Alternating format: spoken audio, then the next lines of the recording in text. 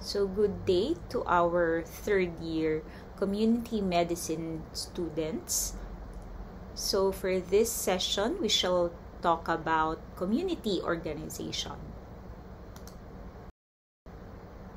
So what about community organization? Here are our learning objectives to define community organizing and community participation, to familiarize with the background and concepts of community organization, to differentiate the different levels of community involvement, and to be aware of the significance of health in the hands of people. So to start up, I would like to ask you, what are the different nicknames for community organization? So sometimes it's called community development, community advocacy, community organizing, most common, community mobilization, social mobilization, community empowerment or social empowerment, or community participation.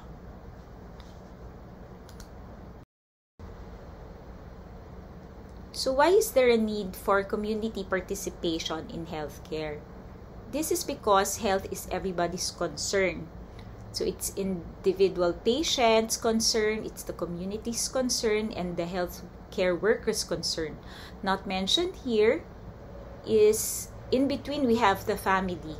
So that is why we have the PFC matrix. So what is the PFC matrix? It is the patient, family, and community health matrix. So this is what you have learned during your first year.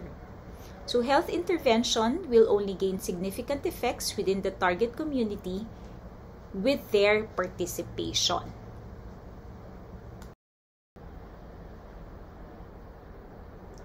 Is health in the hands of people? Unfortunately, healthcare remains hospital-oriented. So this means healthcare only happens and is offered in hospital settings, from preventive to curative, from curative to palliative.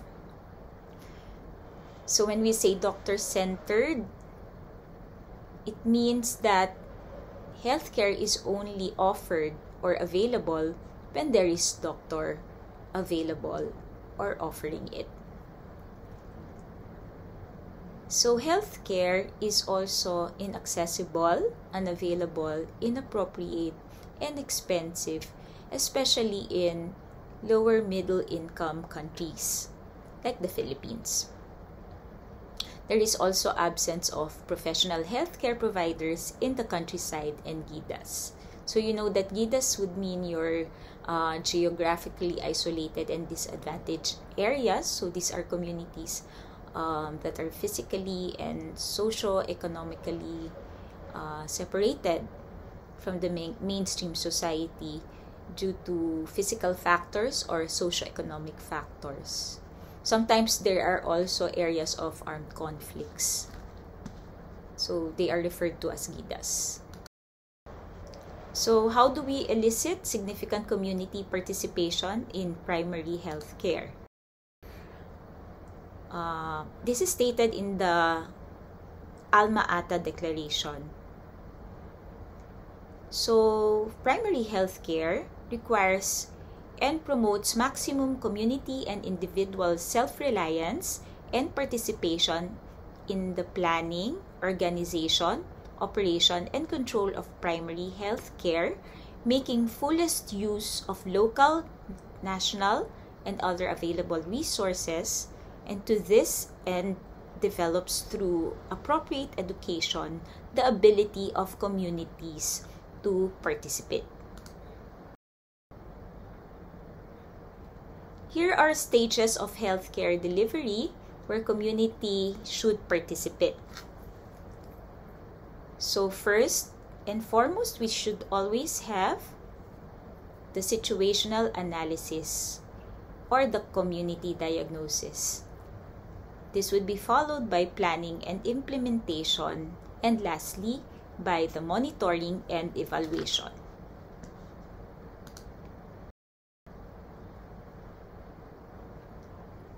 So the partners in a typical health project, you have to partner, of course, with government agencies, non-government organizations or NGOs, and health professionals.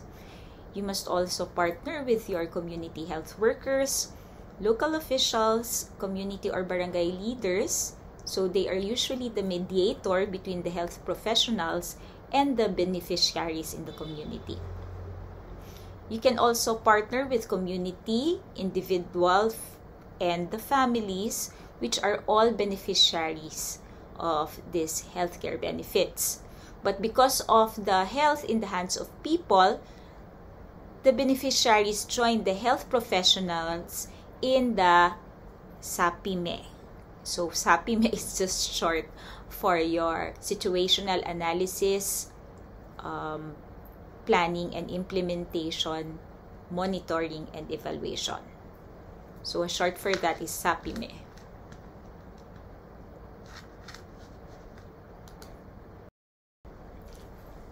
So here are the key concepts of community organization and why we do it.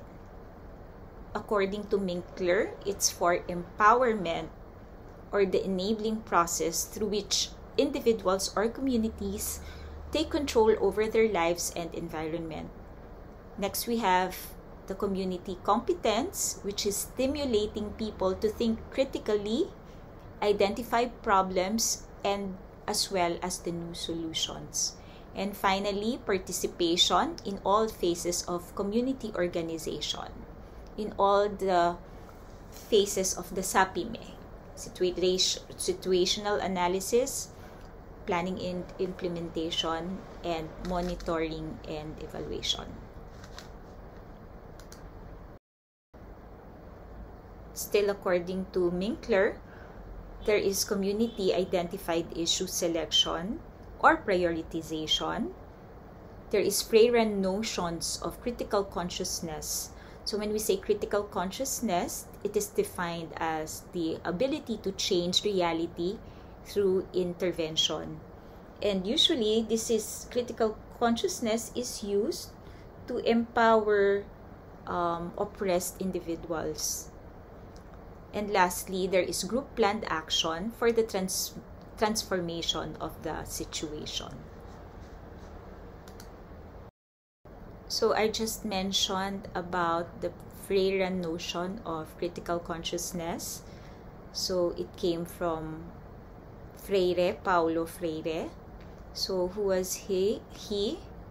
He's a Brazilian educator and philosopher and an advocate of critical pedagogy. So his pedagogy is the pedagogy of the oppressed. So this is a movement, and it is an education as a practice of freedom. So he says here that every person, however ignorant or submerged in culture of silence, can look critically at his or her world through a process of dialogue with others and can gradually come to perceive his personal and social reality, think about it, and take action in regard to it. So his pedagogy helped empower the oppressed people. So Paulo Freire is the one who espoused community mobilization. He saw value of a dialogue approach in which everyone participates as equals and co-learners to create social knowledge. So given this by Paulo Freire, who do you think should actively participate in community health or community organizing? Of course, ideally, those at the level of the beneficiaries, because not every time you will have a healthcare worker or a doctor in their area. So they are most challenging to engage because of the day-to-day socioeconomic and the health literacy challenges that are usually innate at their level.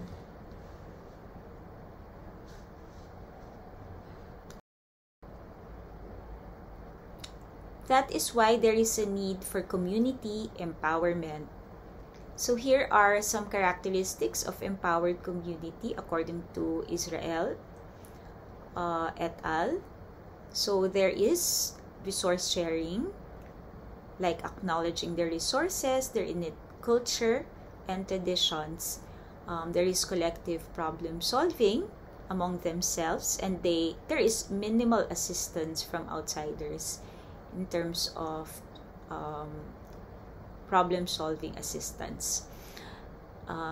There is influence on larger social system.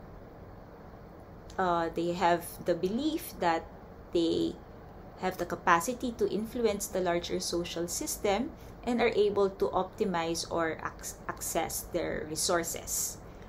They are also able to obtain equitable resources. So here are the 4 levels or models of participation. We start with the low level or the hospital or clinic based, followed by the moderate level or the community oriented, the high level or the community based, and the highest level or the community managed.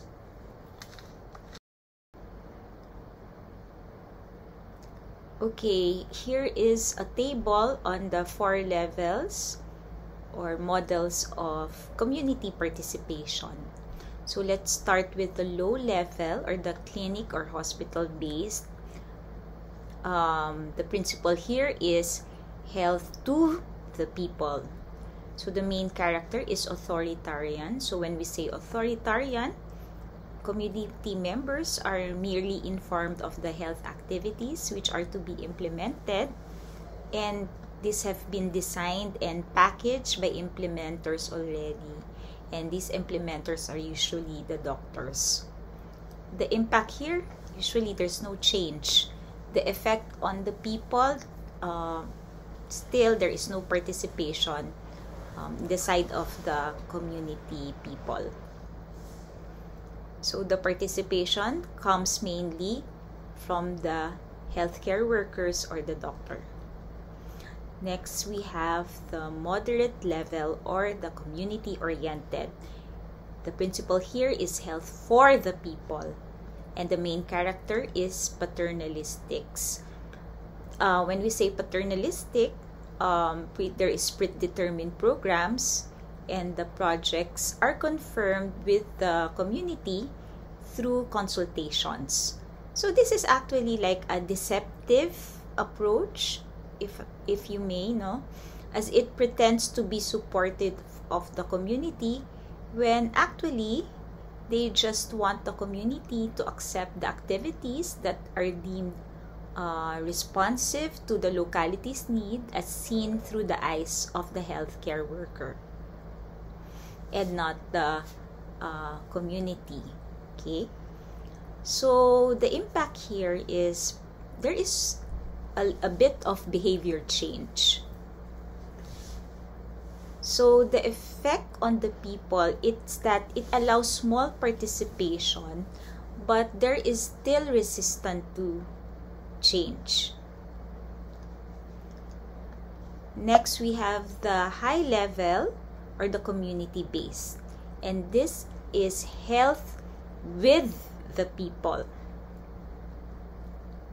When we say health with the people, it would mean democratic.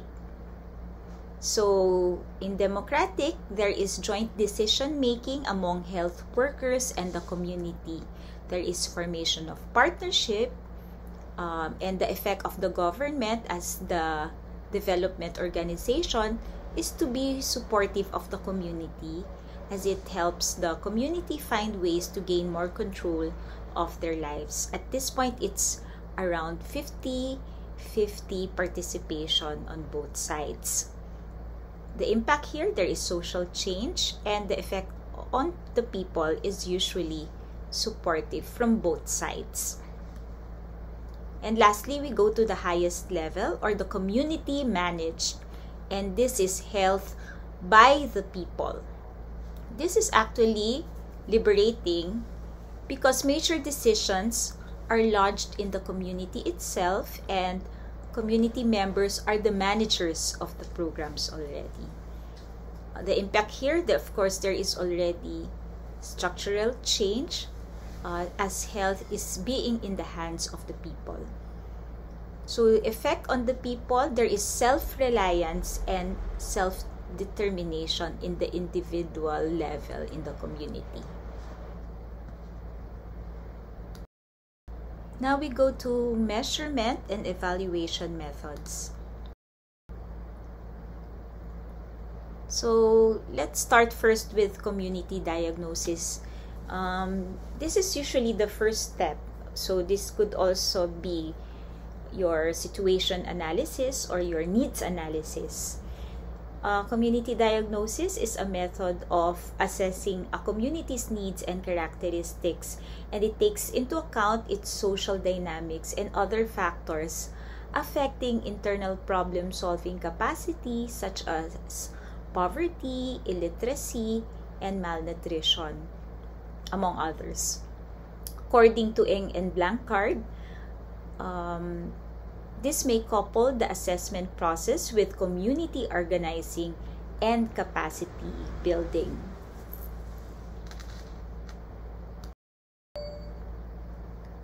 So we have community mapping, which usually follows or is done with your community diagnosis or situational analysis.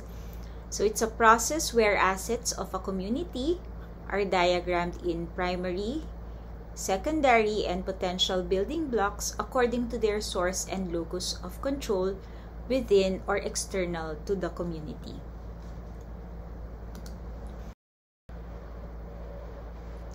So these are examples of community mapping. Again, every resource in the community, internal and external, are laid against usually a schematic map of the community. So problem areas are specially marked, and this is used to review what is already present or lacking in the community. So you may use post-its, some pins, and some illustrations. So what about community organizing? Now we go to the meat of the session. Community organizing is a long-term approach where the people affected by an issue are supported in identifying problems and taking action in order to achieve solutions. So the key term here is community participation, identifying their own problems, and eventually solutions would come from them for more sustainability in the long run.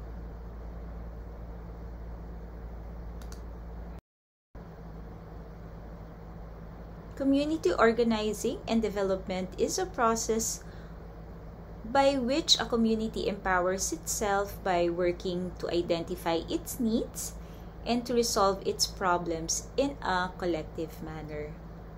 So this process develops the confidence and capability of community members to organize themselves. So same way, empowerment can come from themselves, or the healthcare workers may initiate this self-empowerment. So in the process of community organizing, according to Ross, the community identifies its needs and objectives. They even order and rank these needs according to prioritization. They develop the confidence to work at these needs and objectives. They find the resources, may it be internal and external, to deal with these needs. They take particular action concerning their needs. And finally, they develop cooperative and collaborative attitudes and practices in the community. So still in the process of community organizing, there is a continuous and sustained process of educating the people to understand and develop critical awareness of their existing conditions, usually through situational analysis or community diagnosis.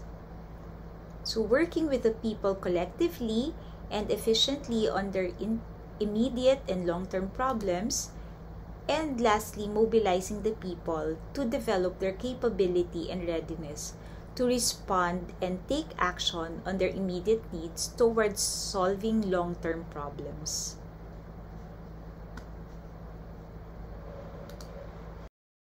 So what is the difference between individual versus collective action?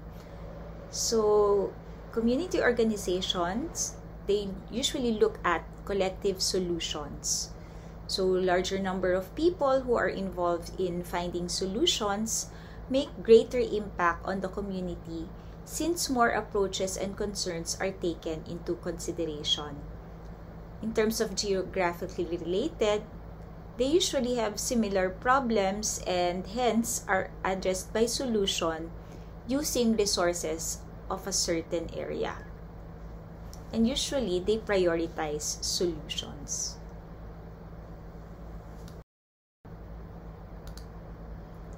So organized communities ensure maximum participation from their individual members and not solely by health or barangay leaders or workers. So this is what you call organizing for health.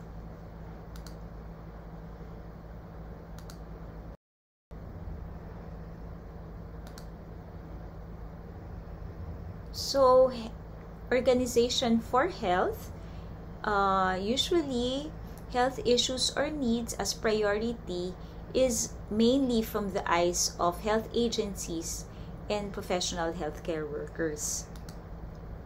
But from the perception of communities, health services is equal to dole out. So when we say dole out, this means giving out services or goods which are usually for free. And an example of this are your medical missions. We have our passive beneficiaries, and usually this type of beneficiaries, they wait in their homes for announcement of health activities. There is participation mainly at the intermediate level and essential but not a priority need unless physically incapacitated due to the illness. So everything becomes curative rather than preventive. And of course, it is only limited to health.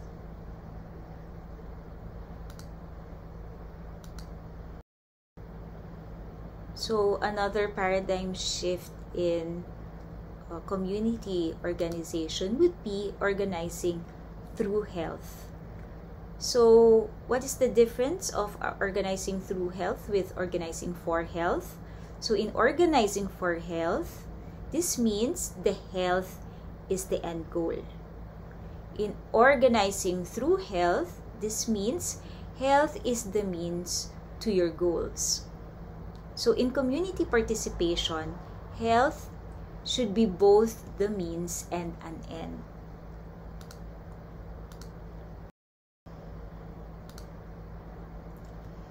So in organizing through health, it is more comprehensive, and health is usually surrounded by economic, political, cultural, and social problems, and not just by clinical problems only.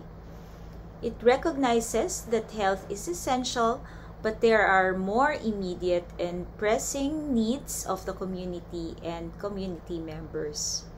So it's principally from economic or financial issues.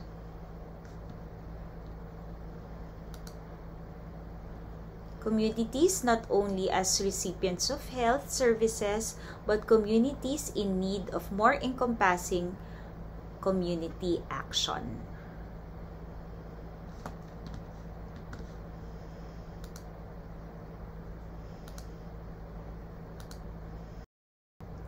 So here are qualities of a good organizer.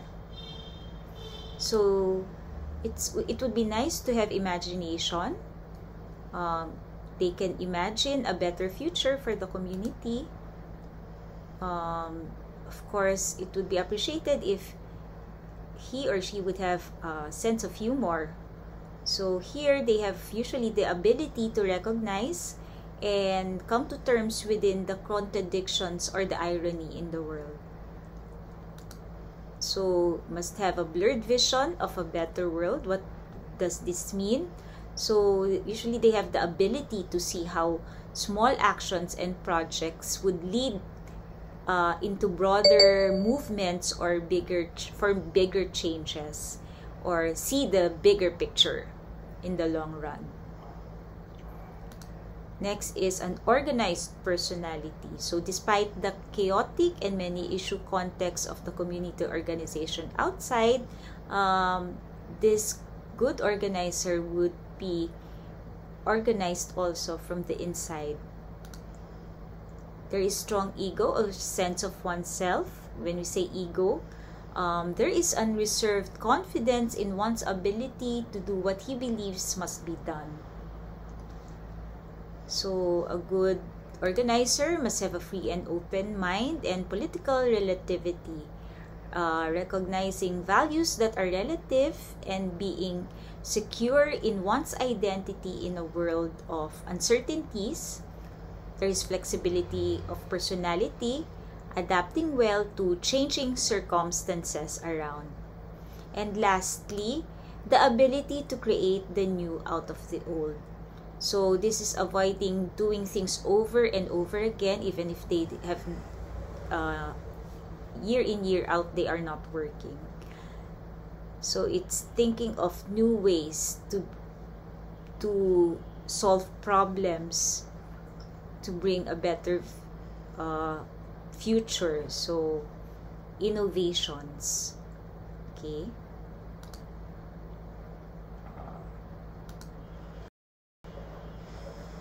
So community organizing activities is a 9-step process which are sequential. So we will go through this one by one, but I will read it. First, we have the area or site selection. Next, we have the entry integration into the community. Next, we have the community study, followed by the spotting of potential leaders, core group formation, formation of a community organization, mobilization, evaluation, and follow-up and expansion.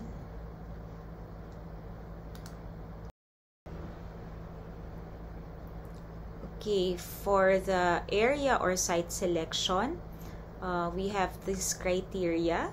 Of course, the area or the site should be economically depressed with a population of 100 to 200 families per 2 new community organization. So, of course, also there is no strong resistance from the community because this may lead to hostility among the members and worse, even violence. So, there must be acceptable peace and order situation. So, again, it's not worth it if your safety or your life is at stake.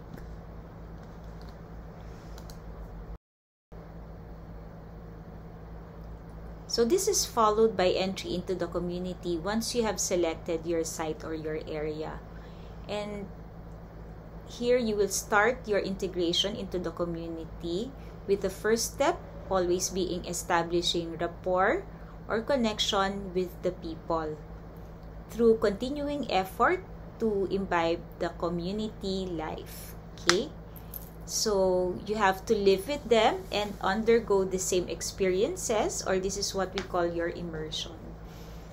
So you should share hopes, aspirations, and hardships towards building mutual trust and cooperation. To put yourself in their shoes or empathize even more than sympathize with them. So usually you should vouch for a close and harmonious relationship with people or groups and understand each other's thoughts and feelings and communicate well continually.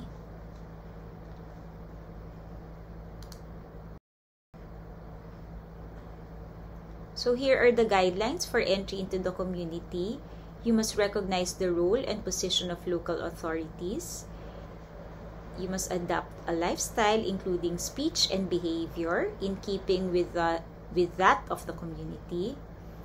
You should choose a modest dwelling and avoid raising expectations.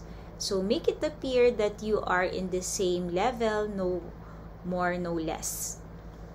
So it's best also to know their local leaders and the influential people that can help you out in your health goals.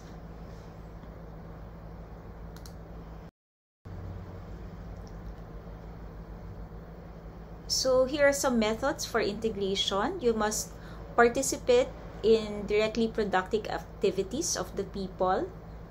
You must conduct house-to-house calls as well and lend a hand in household chores.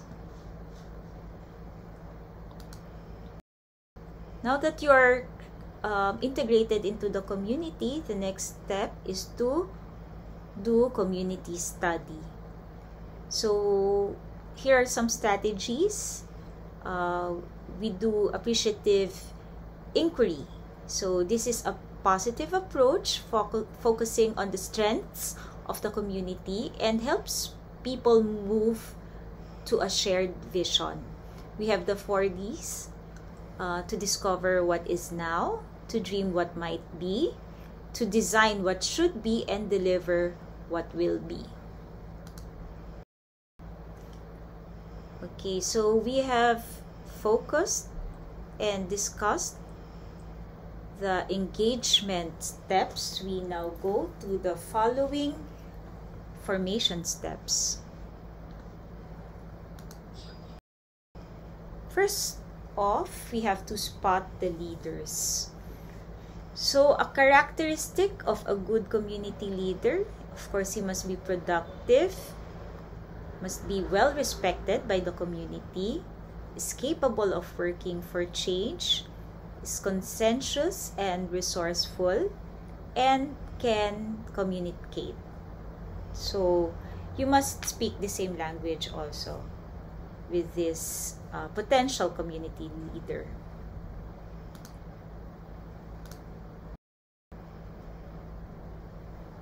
This is followed by core group formation once you have already figured out who the leader would be. So this is the laying down the foundation of a strong people's organization by bringing together indigenous leaders capable of exchanging knowledge and insights towards a deeper understanding of the dynamics of the community. So you could reach out for the oldest resident in the community, the influential families who have genuine concern or love for the community. And they could be members or could spearhead your core group formation. This would be followed by the formation of a community organization. So, a community organization will facilitate participatory and collective action on community problems. So, health workers or agency at this point are slowly vanishing into the background as people in the community emerges. So here are the main composition. Of course, you have your General Assembly composed of all the rest of your members, the Council of your leaders, an Executive Committee, and the Working or Implementation Committee.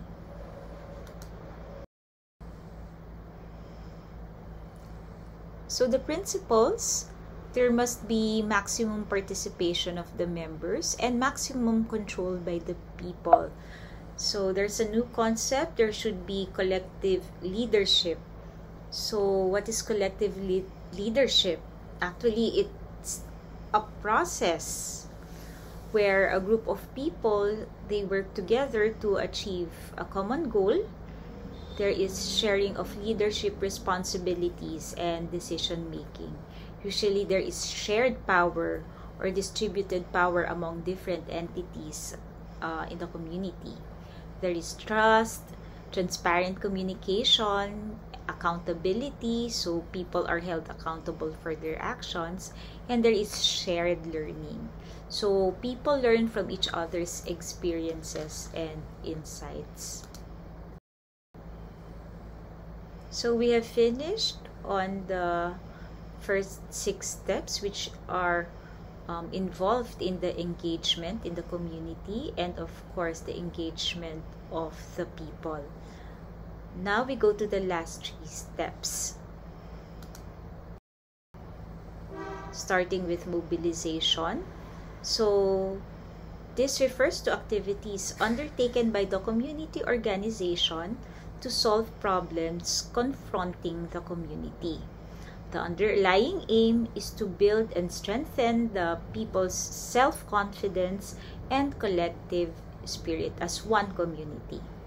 So it's mobilizing what they already have, bringing out their strength, and assisting in their weaknesses.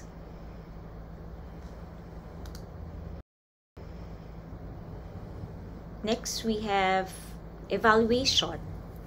So it is a process of discovery or assessment by the people. So what has been accomplished, what has been left out, what remains to be done. So a program or project is futile if there is no evaluation and feedback. So to improve or correct what needs to be improved, to continue what is beneficial, and to check if everything went as has been planned. So this evaluation may be done through simple conversation with the people or maximum participation through workshops, dialogues, and forums.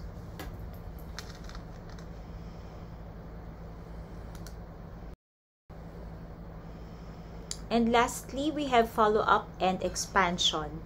So in follow-up and expansion, it includes activities which provide support services to the communities by linking with other agencies and sectoral groups.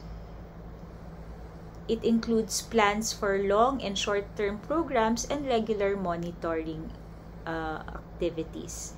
So when we say monitoring, it's monitoring if everything is doing their jobs or tasks right. Follow-up and monitoring is also as important as evaluation for the sustenance of organization. So eventually, if the project is successful, you may want to expand the area or depth of the projects that you have at hand.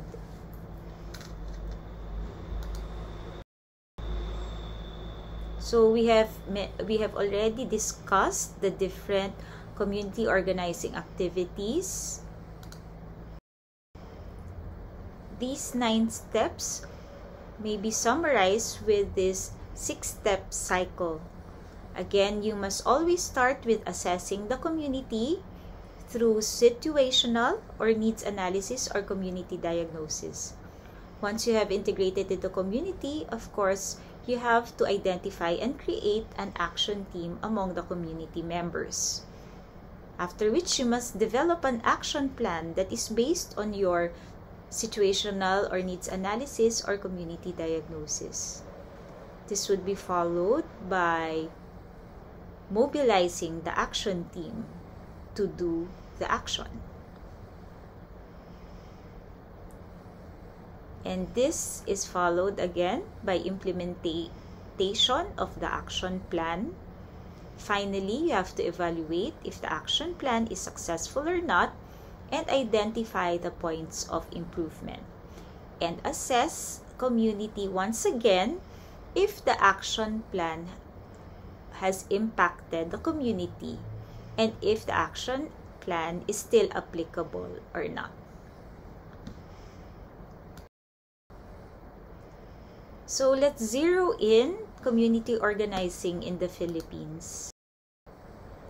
So who are the pioneers of community organization in the Philippines? I'll just mention na lang briefly.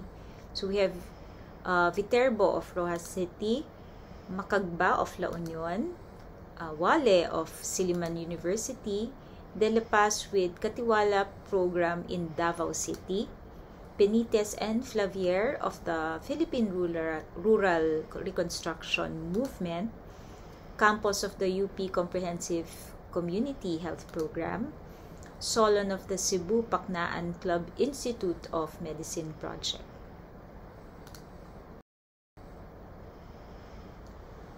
So this is the website of Philippine Rural Reconstruction Movement, or the PRRM, which was founded in 1952.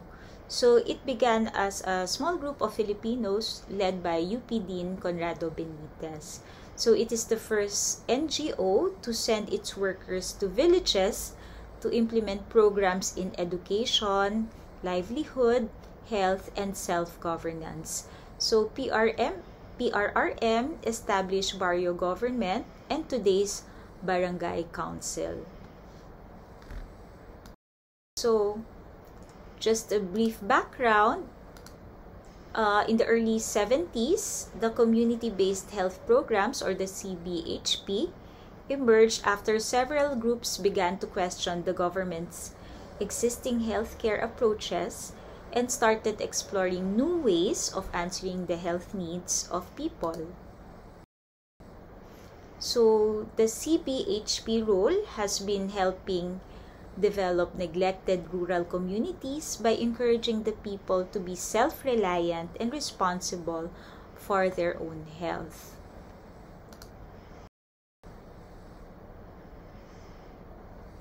So the team even produced the Community Health Workers Manual and Trainer's Guide to Community Health. The manual emphasized the whys and the how-tos of treating common diseases in the community.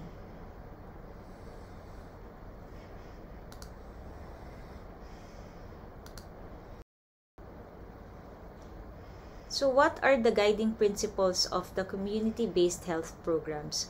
So the CBHP does not provide the solution to health problems, but they actually assist and facilitate in laying the foundation of a health system that is governed by the people at the community level.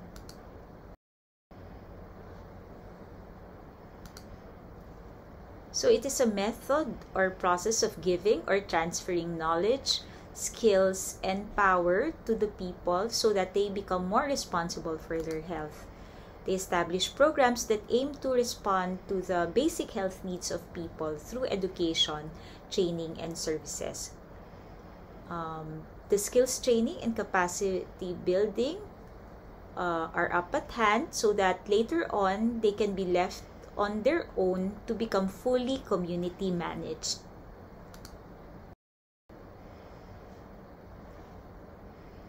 These are essential elements of the CBHP.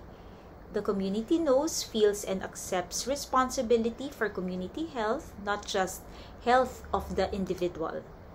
The community taps and develops its own resources to meet health needs, including personnel and material resources, organizations and institutions at all levels, and community priorities are the priority focus of the programs.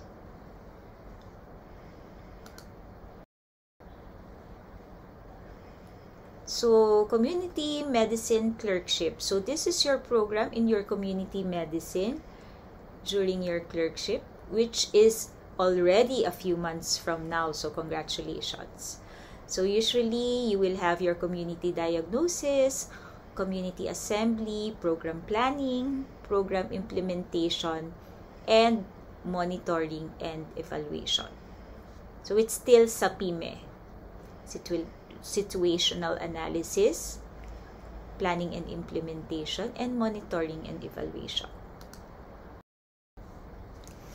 So, lessons in advocacy.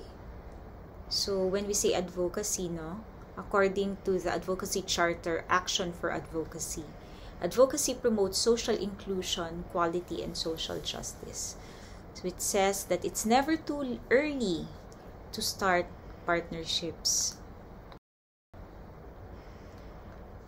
Capability building not only entails encouraging the community to be active in their participation in healthcare delivery, it also entails for us physicians, health professionals to be active participants of community efforts. Active participants of community effort by supporting and empowering them that they have the potential in them to solve their own problems. Building organized communities is never a structured formula. It is a long, tedious, complicated process, but it is an essential process as we place back health into the hands of the people.